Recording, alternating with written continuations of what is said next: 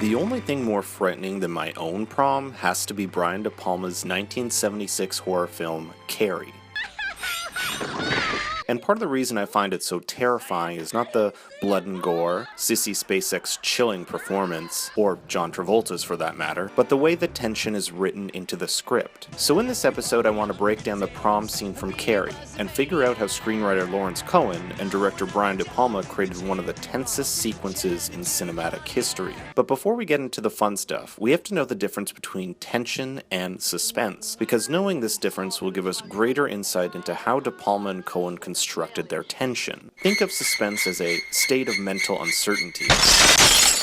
Will Hans Landa discover Monsieur Lapadite's Jewish neighbors beneath the floorboard? Will Clarice Starling realize the person she's talking to is in fact Buffalo Bill? Suspense usually involves an element of danger, where we're constantly asking ourselves, what will happen next? Tension, on the other hand, is an element of suspense which gauges how much we care about the characters. When the characters we love are put in harm's way, such as a bucket of blood about to rain down on your custom-made dress on prom night, we are concerned for them. That's tension. Whether it falls or not, that's suspense. So let's break down the prom sequence and see how these two tools work in unison. Taking place near the end of Act 2, the prom sequence can be broken into 3 distinct segments, each serving a specific purpose over its 25-minute runtime. Segment 1 I've aptly named Heaven, and it runs the longest of the 3 at roughly 12 minutes. Here we see Carrie, normally a social outcast, fit in for the first time.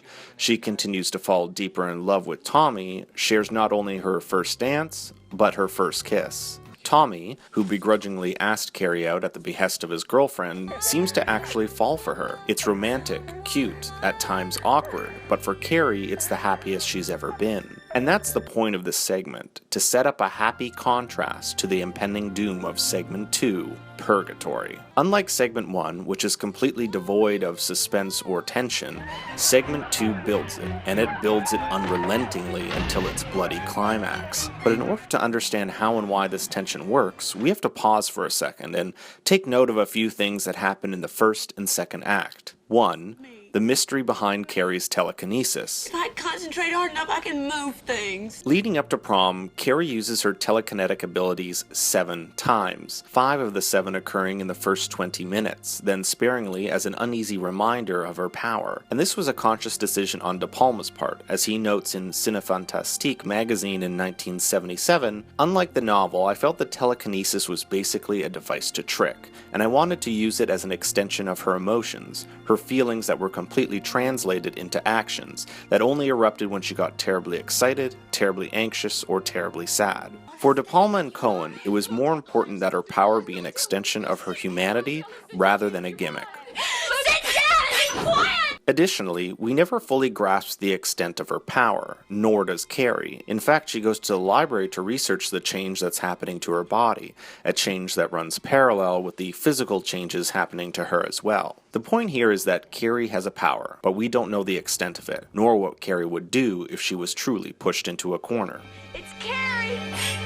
Second, and most important, leading up to prom, Cohen instills in the characters empathetic qualities, or qualities that make us connect and relate to them. These qualities are given to 4 particular characters so that when the suspense kicks in, so does the tension, because we will be connecting and caring about them. These 4 characters are Sue Snell, Miss Collins, Tommy, and Carrie herself. Sue is really the impetus for the film. She is the one who, feeling guilty about her treatment of Carrie, asks her boyfriend Tommy to take Carrie to the prom. I want you to take Carrie White to the prom. She additionally stands up to Carrie's bully, Chris. Sue!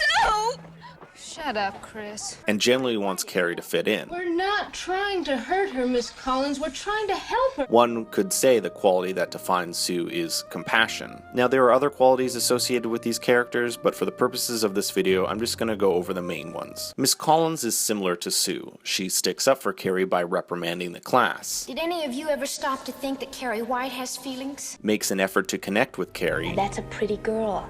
Look at her eyes. And is skeptical of Sue and Tommy's decision to take her to prom. Well, you know, I can make sure that you don't hurt Carrie White anymore. Her quality is protection. Tommy is interesting. Although he is initially reluctant to ask out Carrie, When he does, he makes every effort to be a gentleman. He makes her feel beautiful and even encourages her to get out of her comfort zone. His flirting even leads to a kiss, which, in my opinion, is genuine. Although Tommy is a 1970s version of a bro, you can tell by his actions he has a good heart. Tommy's quality would be chivalry. And finally, we have Carrie. Many believe the reason we connect with her is that we feel sorry for her getting bullied. You eat shit. I disagree, however, that this is the main reason, as that is more an act of sympathy rather than empathy. Just because something bad happens to a character doesn't mean we care about them. Yes, it's horrible that Carrie gets picked on, and yes, some of us may relate to getting bullied, albeit likely not to the extent she does. Her dreams of wanting to fit in, I want to be normal. I want to start to try and be a whole person. live a normal teenage girl's life, break away from her domineering mother, and experience teenage love, I find far more heartbreaking and ultimately connecting than simply feeling sorry for her. Take away those things, and you get a less rounded or flat character. For a more detailed distinction between sympathy and empathy, check out my other video on empathy in horror films. So now that we care about the characters and armed with the knowledge of Carrie's mysterious power, we can quite literally set the stage for segment 2,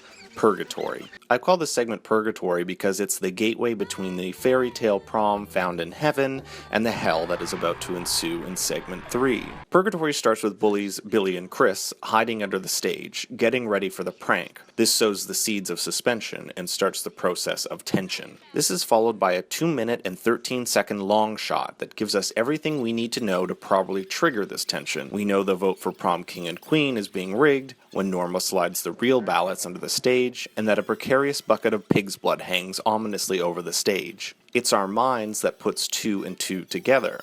Will Carrie get dunked in blood? That's the suspense. Caring about whether or not she gets dunked, that's the tension. When Tommy and Carrie are announced as prom king and queen, that's when things really start to amp up. This increasing tension is accentuated in that we view it from 5 different perspectives, 4 of which are characters we care about. The editing cuts between all of these vantage points.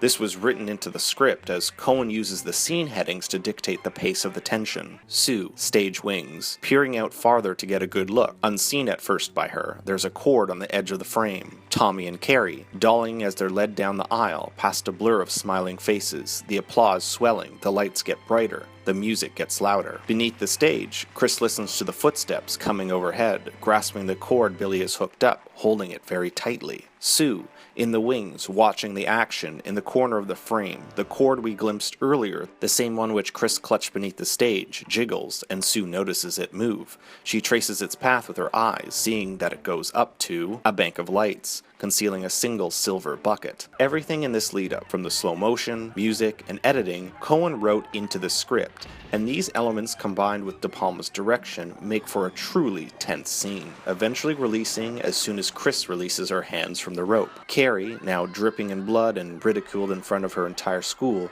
takes us into the final segment of Prom, Hell. This is our catharsis, where the emotional tension built in the previous segment releases. The characters we care about are either incapacitated, killed off quickly, or escape in the nick of time. From this point on, it is nothing but blood, terror, and revenge. It is here we see the full contrast between segment 1, as well as see the extent of Carrie's power and how far she will ultimately take it. Carrie could have easily turned into an emotionless revenge story, but because Cohen and De Palma took the time to craft the characters, the film still stands as a horror classic. The tension is high, the suspense is riveting, and we get a scene that goes down in cinema history. Till next time, keep on writing. Thanks everyone for watching. Make sure to subscribe with notifications on so you know as soon as one of my videos drops, and if you liked it, please give it a like.